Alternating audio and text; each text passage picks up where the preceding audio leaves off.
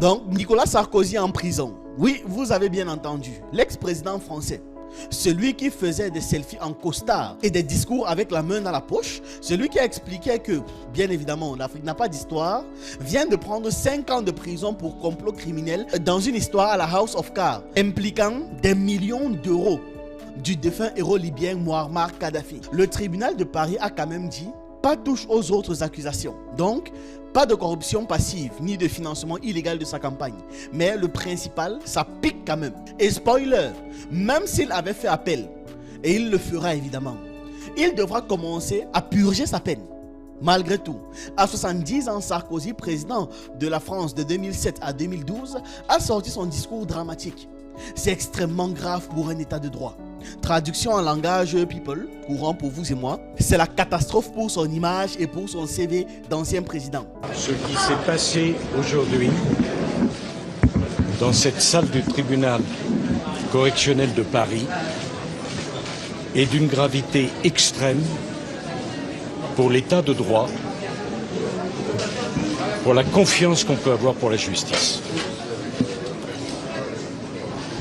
Plus de 10 ans d'enquête,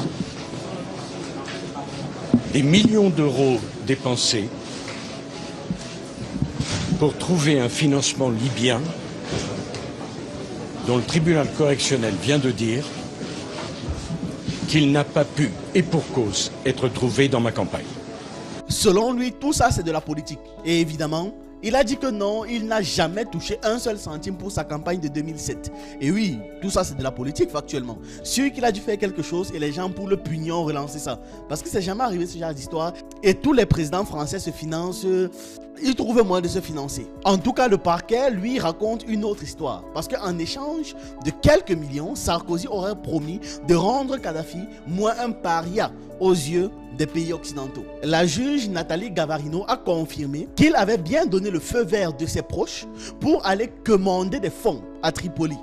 Mais surprise, pas assez de preuves pour dire que l'argent a effectivement atterri dans sa campagne. Voilà. Donc pas de preuves pour dire qu'il a financé sa campagne avec l'argent qu'il a demandé à Kadhafi pour financer sa campagne. Mais bien sûr, en bonus, l'ex-président va devoir sortir 100 000 euros de sa poche. C'est rien pour lui, ça ira. Et quand la juge a prononcé la sentence, la salle d'audience est passée du silence à la stupéfaction. Un ancien président qui va en prison, c'est si rare. Sarkozy pourrait donc bientôt dormir à la prison de Paris. Et lui, cool, il a dit, s'ils veulent que je dorme en prison, je dormirai, mais la tête haute.